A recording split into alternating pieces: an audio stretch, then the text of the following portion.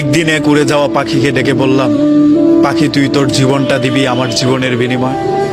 পাখি আমার কথা শুনে অট্ট হেসে বলল, না বাপু, আমার উড়াতেই শোক। তখন আমি থমথমে আকাশকে ডেকে বললাম, আকাশ তোর মেঘগুলো আমাকে দিবি, আমার এই শূন্য হৃদয়ে আমি ফুলের বাগান করব। আকাশ আমার কথা শুনে মুখ বাঁকিয়ে বলল, না বাপু, আমার ঝড়েতেই শোক। এইবার আমি দৌড়ে গেলাম পাহাড়ের কাছে।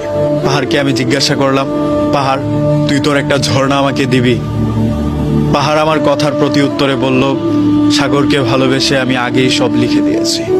দৌড়ে আমি তখন চলে গেলাম সাগরের কিনারায়। সাগরকে আমি জিজ্ঞাসা করলাম, তুইও তো আমাকে এবার কিচ্ছু দিবি না?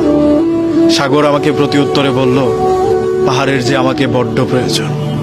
আমার এই ব্যর্থ জীবনের বিনিময় কেউ তার ভালোবাসা আমাকে দেয়নি।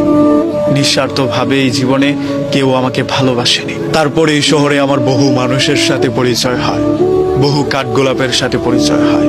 কোনো মানুষই আমার জীবনে স্থায়ীভাবে আসেনি।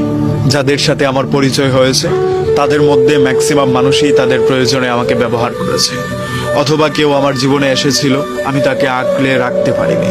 কিংবা অনেকের জীবনে আমি স্বেচ্ছায় গিয়েছিলাম, তারা আমাকে ঠাঁই দেয়নি। অতঃপর আমার কিছু কাঠগোলাপের সাথে পরিচয় হয়েছিল, তারা আমাকে অনেক গুরুত্ব দিয়েছিল। তাদের সাথে দেখা হওয়ার প্রথম প্রহরেই তাদের সাথে আমার দুঃখ বিনিময় হয়েছিল।